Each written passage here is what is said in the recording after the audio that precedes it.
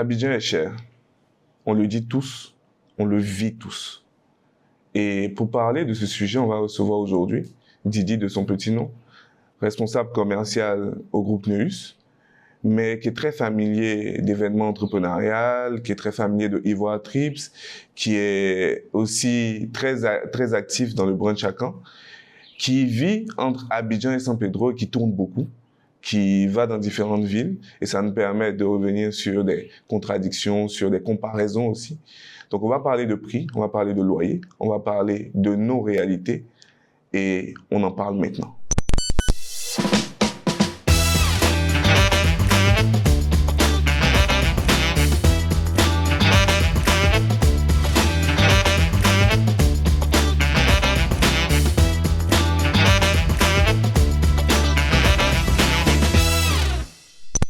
Alors, aujourd'hui, on parle d'Abidjan, de la Côte d'Ivoire, d'une ville où les prix explosent. On parle beaucoup d'inflation également.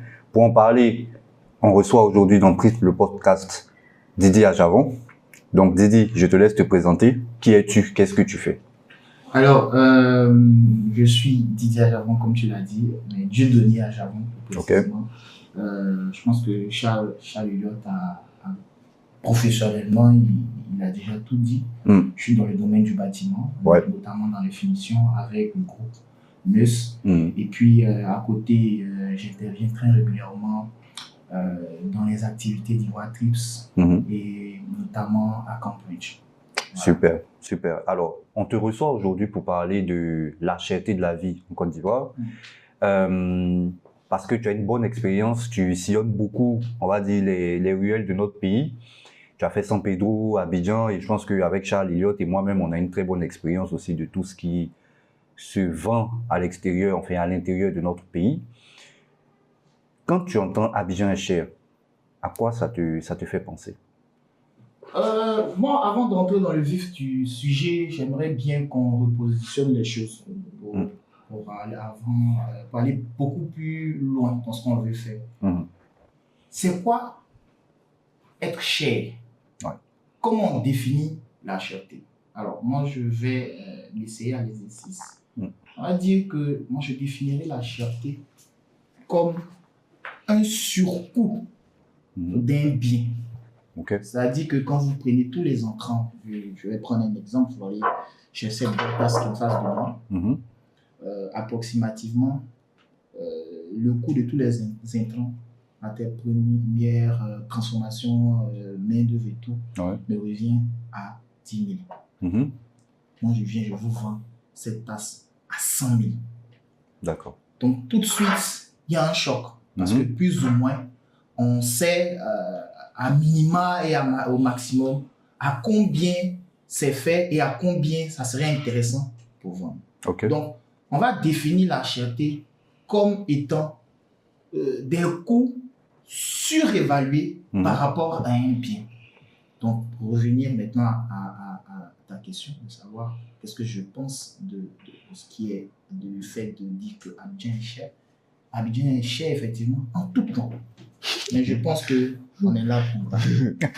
Mais est-ce que c'est pas, et là on met les pieds dans le plat, est-ce que c'est pas parce que nous ne sommes pas là? Parce que tu viens de dire que par exemple, ça peut coûter 100 francs, mais on le vend 1000 francs, donc c'est surfacturé. Mais est-ce que c'est pas finalement parce que tu n'es pas la cible de ce qu'on veut te vendre que tu trouves ça cher, justement? La cible je pense que c'est un procédé commercial pour pouvoir justifier la surenchère. D'accord. De cible. Sinon, la cible de tout produit, c'est l'être humain. Oui, mais l'être humain de différentes classes. L'être humain, bien entendu, de différentes classes. Et c'est pour ça que je disais que parler de cible, c'est un processus commercial pour justifier la surenchère. Et pour, on va dire, le faire accepter dans l'esprit du commun des mortels.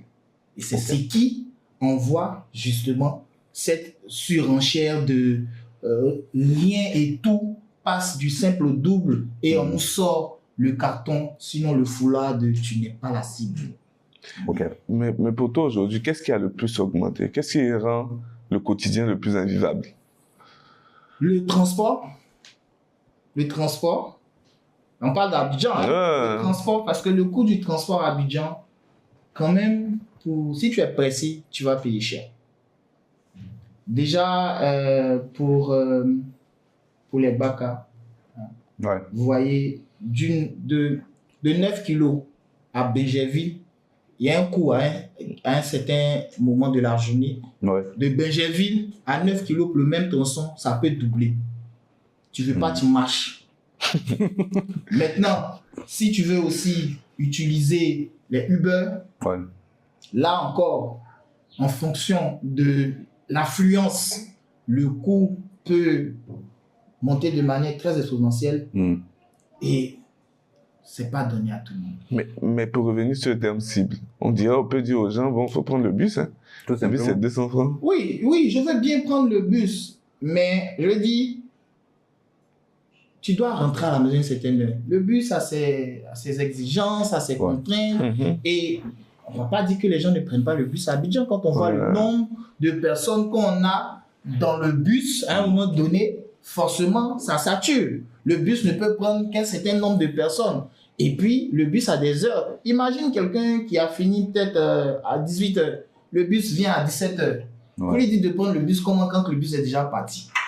Mais tu sais que j'ai fait cette expérience sociale-là un matin. J'habitais à ce moment-là à Djorobité et j'ai décidé de décomposer pour aller à la Golf. Alors, en voiture, c'est un trajet qui me faisait à cette époque-là peut-être 25 minutes. Mais en bus, mais c'était affreux. Enfin, je vais pas me dire que c'était affreux, mais c'était... Tu as tous les arrêts, tu as le rang, tu as la marche, entre chaque point, tu as la bagarre pour monter. Pour avoir accès au bus. Et tu viens, tu vois les bus, je comprends, ils doivent bouger à des heures. Tu viens, tu vois les bus. Au début, tu vois pas forcément toute la foule qui est en train de se truc. Donc, tu vois le bus de loin. Et puis, arrivé à un moment, tu te rends compte que c'est chaud, quoi. Donc, il y a des gens, naturellement, qui vont prendre les Wawa. Ceux qui sont les plus courageux vont prendre des taxis. Mais c'est pas tenable, en fait. OK. Après, bon, je suis d'accord avec vous au niveau du transport. Pour moi, ce qui a le plus augmenté, c'est surtout les loyers. Ouais. C'est surtout les loyers. Je me rappelle, il y a quelques années, je pense, moins de 5 ans, j'étais dans une chambre-salon, donc dans un 2 pièces, à Faya, on va dire Faya, et je payais moins de 100 000, donc je pense 70 000. Aujourd'hui, c'est quelque chose qu'on ne peut plus avoir. On est d'accord? Bien sûr. Ça n'existe plus. Généralement, pour 70 000, tu auras un studio. Mais encore là, il faut avoir la chance. Il faut avoir la chance. Donc... Mais est-ce que c'est pas aussi parce que les gens veulent avoir un niveau de vie qui ne correspond pas à leurs revenus? Non, je ne dirais pas ça comme ça. Les gens veulent vivre, avoir une maison. Non, je dis. Les gens veulent vivre, avoir une maison, se déplacer aisément, manger. Tout le monde n'aspire pas forcément à être Fabrice Alimon. Il y a certains qui veulent être Charles, moi, toi, tu vas vivre une petite vie normale. Mais à côté, dans le domaine, il y a des normes. Dans le domaine, il y a, on va dire, des fluctuations. Aujourd'hui, pour moi, les loyers sont devenus beaucoup trop chers parce qu'on a un flux d'argent liquide dont on ne maîtrise pas la provenance qui a été injectée massivement dans le domaine de la construction. D'accord, mais il y a quand même des mesures qui sont prises par l'État. Lesquelles? Sur la construction, je les retrouve là rapidement. Sur le pouvoir d'achat, par exemple, il y a le plafonnement de différents prix. Donc, sucre, riz, ce genre de choses-là, c'est plafonné. Donc ça, c'est pour parler de la nourriture. Mais je pense que récemment même, il y a eu un plafonnement au niveau du prix du ciment. Non, vous plafonnez le prix du ciment. Ça, c'est le ciment. Ça empêche le distributeur, le vendeur de ciment d'exagérer son prix. Mais quand moi, j'ai mon argent, je finis d'acheter mon ciment. Je vais construire ma villa. Je fais ma villa au prix que moi, qui m'intéresse, en fonction de peut-être ce que j'aurais voulu investir et ce que je recherche. Parce qu'il n'y a pas de contrôle sur les prix des loyers. D'accord. Tu sais, mais alors, peut-être qu'on parle d'une époque qu'on ne maîtrise pas forcément, mais quelque part, ce que je veux toucher aussi, c'est que il y a une pression de vie. En dehors du fait qu'Abidjan est cher et vivre à Abidjan est cher, il y a une pression de vie qui est notable. Les week-ends, moi par exemple, j'ai grandi avec des parents qui les week-ends, ils étaient assis à la maison. Si le vieux a trop fait, ses frères sont venus de façon sporadique. On fait une fête, la fête là, pour les fêtes de Noël ou Pâques, maman cuisine, on mange, on est à la maison, on a quelques vins qui vont tourner. Aujourd'hui, et ça c'est un niveau de vie que mon père s'est offert beaucoup plus tard.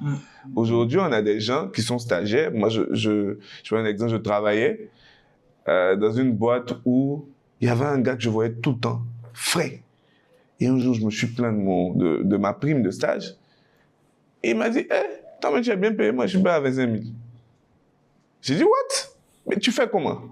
Et donc, lui de me dire, ouais, mais tu sais, bon, faut rester frais, donc je paye des costumes, tu vois, à Djamé ici, je marche d'Adjamé au plateau parce qu'il habitait à Djamé, tout et tout. J'étais en mode, mais comment tu peux t'imposer ça? Et il y a aussi peut-être ce poids que les gens s'imposent personnellement, en fait, quand on parle de la cherté de vie en général. Moi, je ne suis pas d'accord sur l'approche que tu as eue de l'exemple parce que je peux être frais, mais pas cher. Ouais. Là, je suis frais, je suis pas cher. Ouais. Peut-être que tu l'as acheté à coûté. Voilà. Pour parler de vêtements, c'est pas forcément que ce soit Versace. Voilà. Là, c'est un ami qui fait cette chemise. C'est vraiment un prix très abordable. La cravate, bon, c'est juste pouvoir agencer les choses de sorte à ce que ça donne un visuel assez intéressant. À l'époque, nous, ce qu'on savait, ceux qui géraient, ceux qui avaient beaucoup de construction, on les appelait les duatiers. Les duatiers, en général, ce sont des personnes qui sont de grands philanthropes. C'est-à-dire, ils ne sont pas dans l'optique de s'enrichir, mais plutôt dans l'optique de rendre un service à l'Ivoirien et lui, par derrière, assurer la pérennité de sa vie quotidienne. Comprenez? Aujourd'hui, dans ce même secteur-là, il y a des gens qui sont venus dans l'intention de s'enrichir, mais de manière démesurée, au détriment du volet humain de la chose. Alors, ils ont eu peut-être à cause de l'inflation. Oui, on en vient. C'est pour ça que avant de commencer en préambule, j'ai bien voulu qu'on définisse la cherté.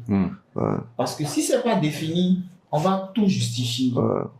Quand on dit c'est cher, ça veut dire qu'il y a un coût qui est là et vous faites le prix. Et ce coût-là, il est défini par rapport à tous les éléments qui sont dans l'écosystème, notamment l'inflation. Donc, tu ne veux pas venir me dire que c'est cher à cause de l'inflation. Parce que l'inflation est là. Le coût ici que tu dois faire maîtrise l'inflation. Et toi, tu es là. Donc, c'est là que nous, on ne veut pas. Tu comprends? Donc, je t'expliquais comme ça que ces gens-là sont venus dans le but exclusif de faire de l'argent ou bien de transformer leur argent. Tu comprends? Je ne veux pas dire des choses parce que bon. Mais on a compris.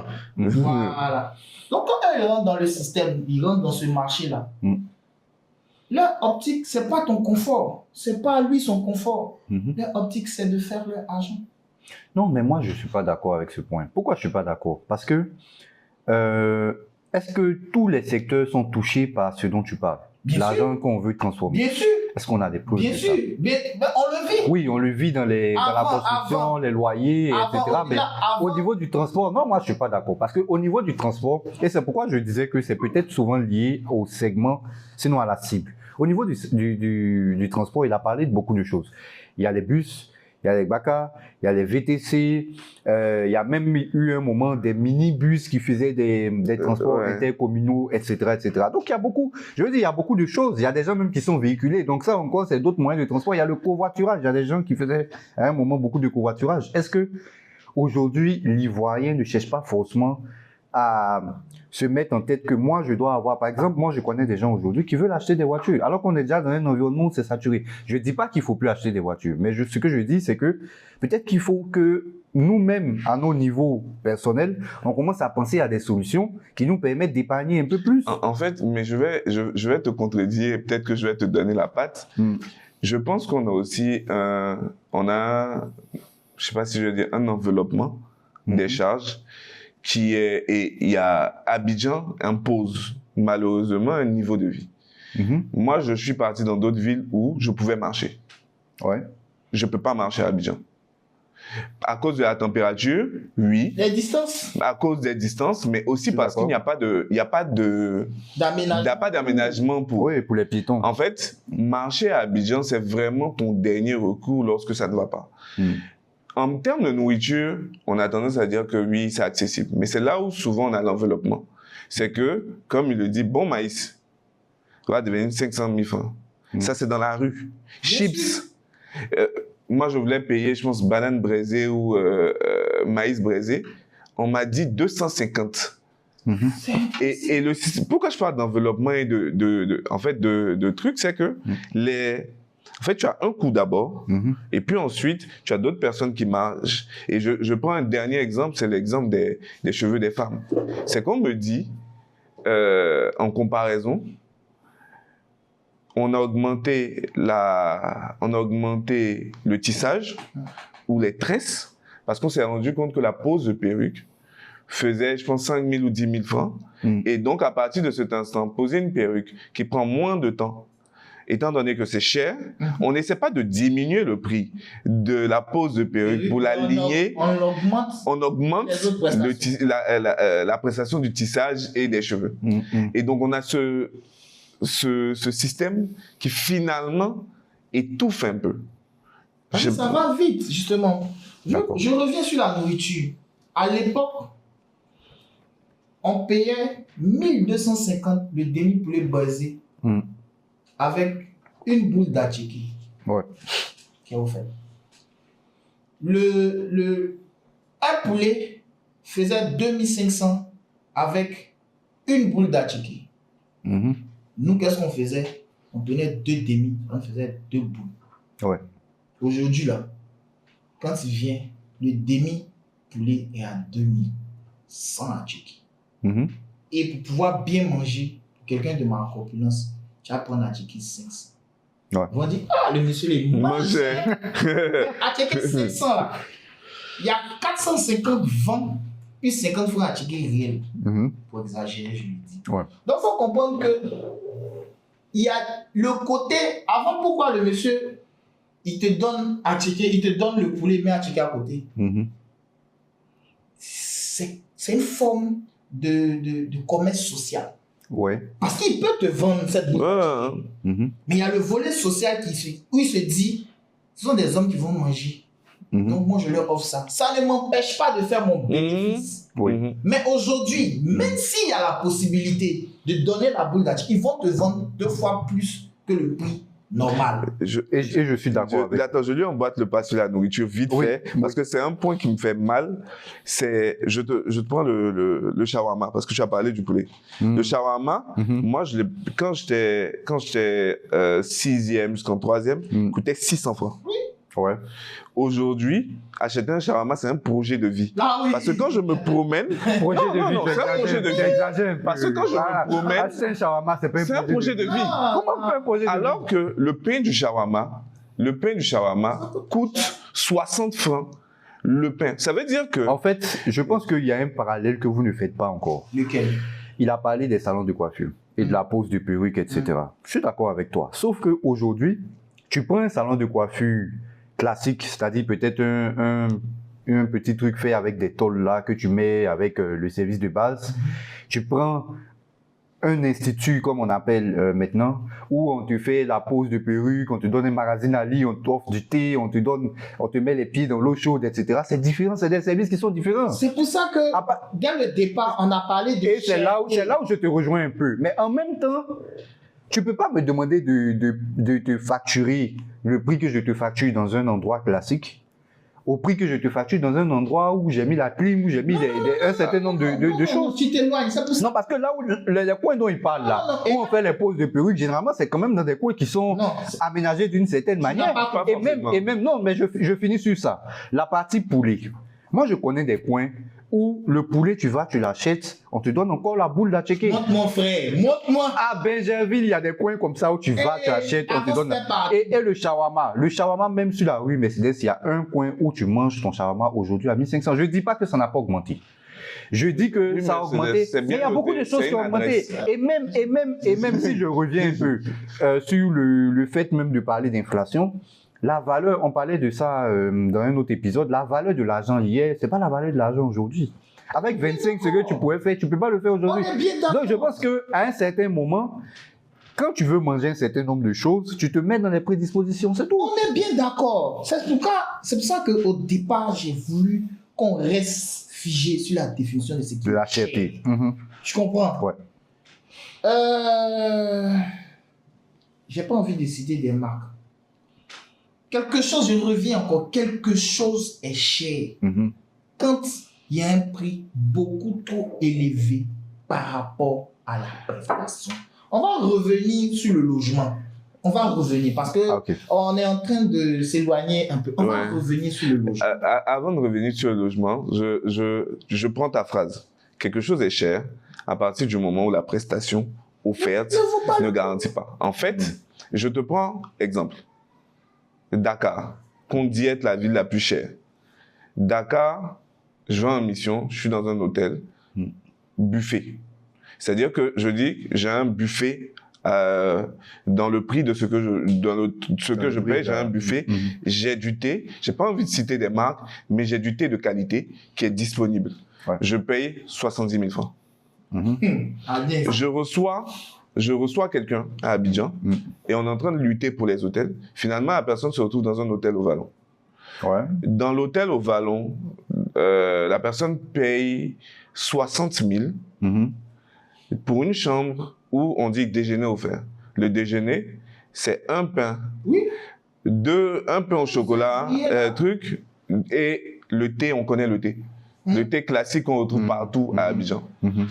Donc, je prends cette mesure-là pour dire qu'en fait, en vérité, je pense que ce dont on se plaint peut-être, c'est la prestation qui est offerte. Et je te laisse continuer sur le logement. Oui, la prestation, pourquoi on estime que c'est cher? Parce que la prestation, par rapport à ce qu'on a payé, nous laisse sur notre soif.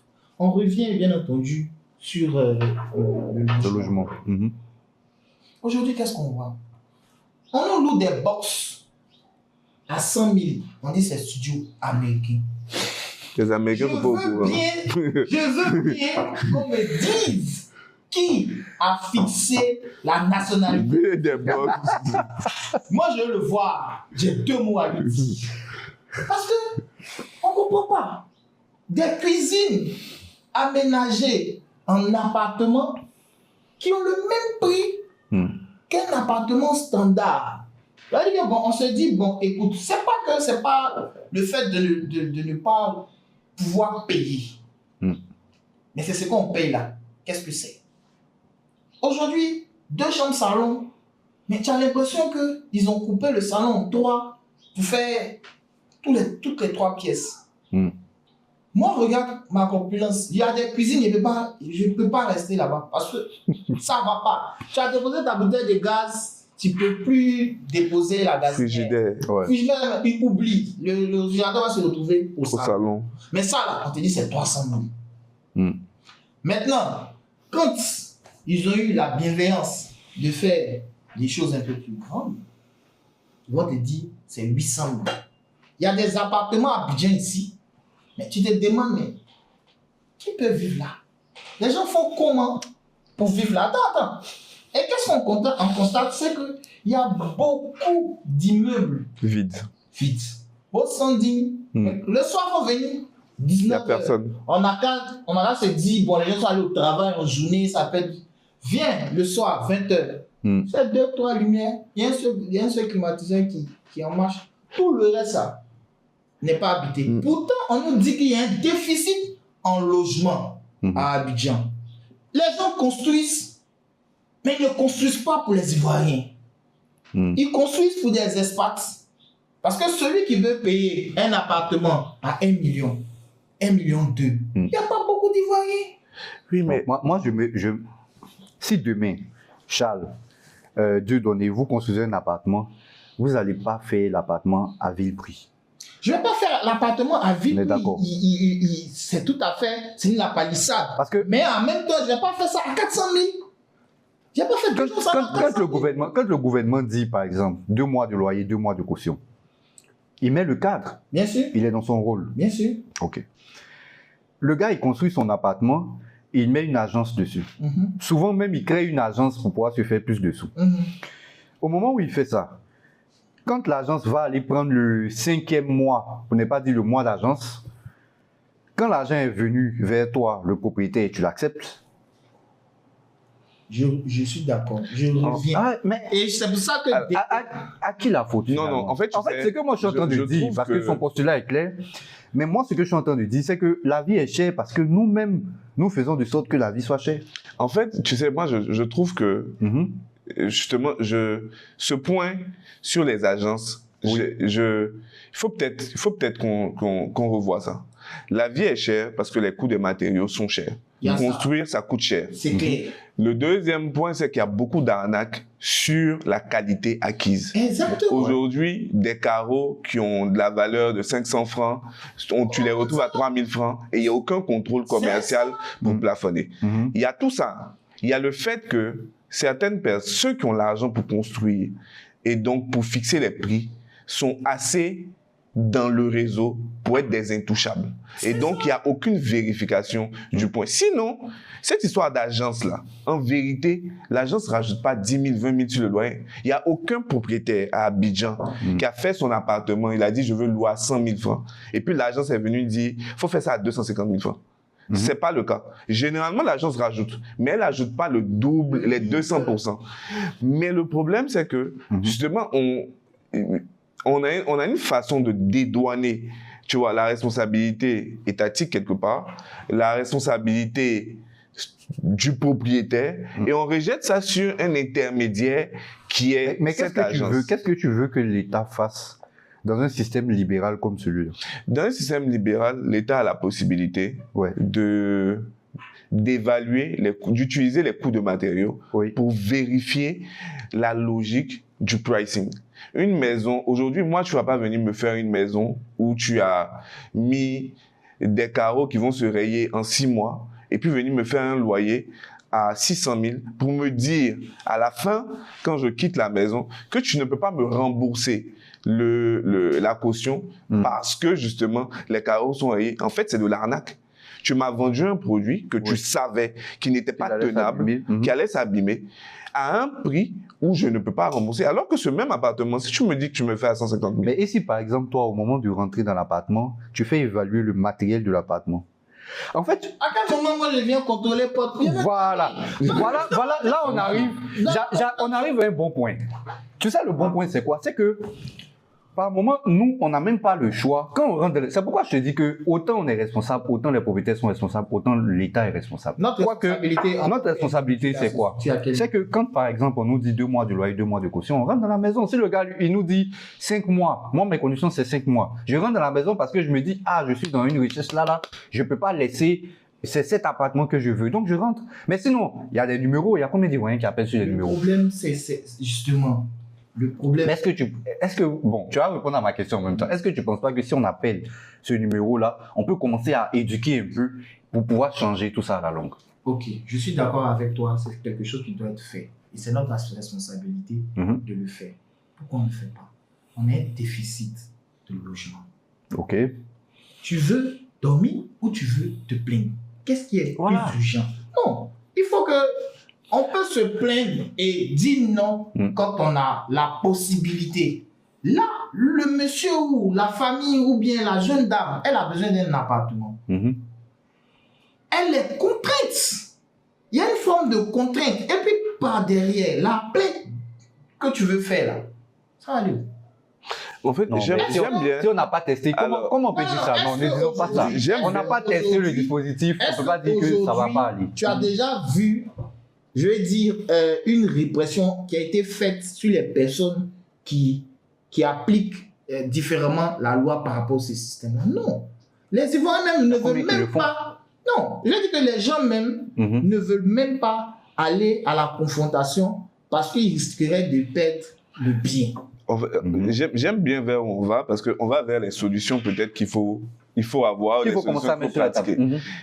Quelle solution Déjà, moi, pour ma part, la première des solutions, c'est de mieux contrôler le flux financier qui est dans le domaine de la construction en Côte d'Ivoire. Mais c'est pas que le domaine de la construction. Hein. Non, parce que je pense que... On a des à mon restaurants sens- qui font À mon placalis sens- à 8000. Hein. À mon sens, c'est parce qu'il y a des gens qui payent que ça, Voilà. que ça Non, pèse. mais en même temps, On touche cette solution qui est pardon de magnifique. t'interrompre Oui. et même d'utiliser cette lucarne-là. Mais les brunchs, il faut qu'on en parle. Tu fais le brunch à quand? C'est pas donné. Non. On est d'accord, le brunch à quand tout le monde ne peut pas se permettre. C'est clair. C'est clair. Quand vous faites le brunch à quand, il y a une certaine catégorie de personnes qui y va. Non, ce n'est pas... Est-ce que c'est grand public? Ce n'est pas une catégorie de personnes qui y va, Mhm. mais c'est un événement qui se met lui-même à son niveau. C'est pour ça que... Mais- Non, Donc, non, je peux mais faire j'ai mon pas appartement fini. et souhaiter Non, qu'il non, soit... non. J'ai pas fini, laissez-moi, parce que c'est un Vas-y. point sensible qui me touche personnellement.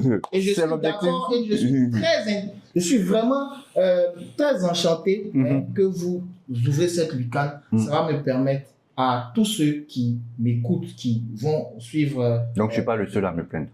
Oui, Pourtant, je suis à quand? Bon, vas-y, vas-y. donc il va permettre à tous ceux qui ont eu des couacs sur le coup de pouvoir avoir, on va dire, une notion de ce que nous on investit dedans. Raison pour laquelle je reviens toujours sur qu'est-ce qui est cher. Comment on fait à Campus? On le fait sous fonds propres à 90%. Le matériel qu'on propose, que ce soit la sono, que ce soit les personnes qui vont venir préparer, que ce soit le site même qu'on doit louer, ça a un coût pour nous. Ce ne sont pas des choses, on n'a aucun sponsor. Enfin, on a des personnes qui nous accompagnent, qu'on remercie déjà. Mais en termes d'argent, c'est nous-mêmes on paye. Toi, tu loues ta sono. À combien tu loues ta sono pour un événement dans ce type? Il y a un coût. Ouais. Et quand nous, on regarde tous nos entrants là, après, on est obligé de faire un prix qui va nous permettre, ne serait-ce que d'amortir, laisse-moi finir, d'amortir ce qu'on a investi. Tu comprends? Ouais. C'est pour ça que on a ce prix-là. Quand Charles disait que le carreau de 500 francs qui est installé dans une maison, ou bien qui est vendu à 3000, c'est cher.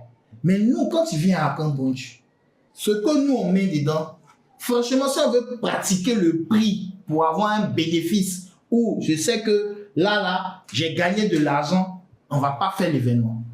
Ok. Raison pour laquelle aujourd'hui, on est en train de migrer vers proposer on va dire, cet événement-là aux entreprises.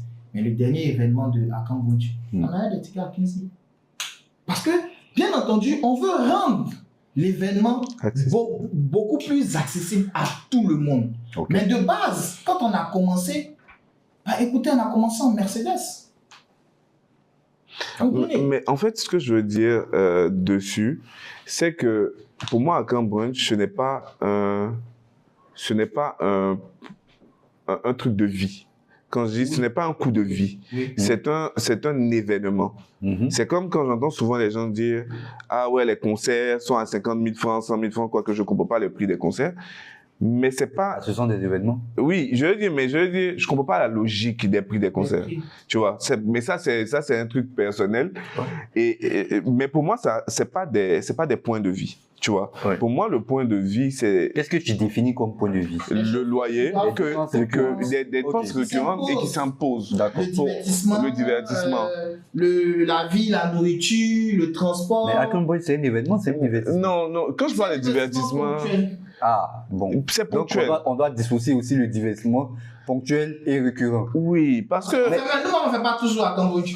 tu sais, par exemple, Bon. le prix de la bière, Mm. par exemple, Mhm. le prix de la bière n'évolue que très peu en Côte d'Ivoire. Pourquoi? Ouais. Malgré Malgré tout ce qu'on voit. Bon, Mhm. là, on dit qu'il y a une bière qui est passée de 600 à 700. Ouais. Mais le prix de la bière évolue très peu. Mm. Tu vois, on est sur du divertissement, on peut dire de vie en griffe, accessible. Mm. Le prix des cigarettes, ça a augmenté, ça a vraiment augmenté, alors que là, on est sur une addiction. Mm. Et tu vois, là encore, on est sur des trucs.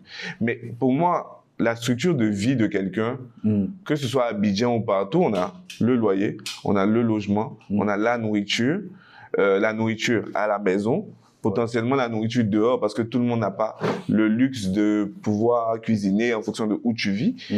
Et ces piliers-là, quand ils sont touchés, ça a un impact sur la vie des gens. Mm. Et c'est à dissocier sur des événements ponctuels, donc concerts, brunch et autres, qui ne sont aucunement obligatoires. Moi, si tu vas jamais à un brunch, à part si tu as une pression sociale particulière, il n'y a pas de souci.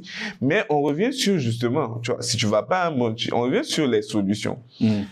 Peut-être que l'une des solutions, c'est de ne pas faire ou de se lever de la table lorsqu'on pense que, justement, le coup ne nous sied pas.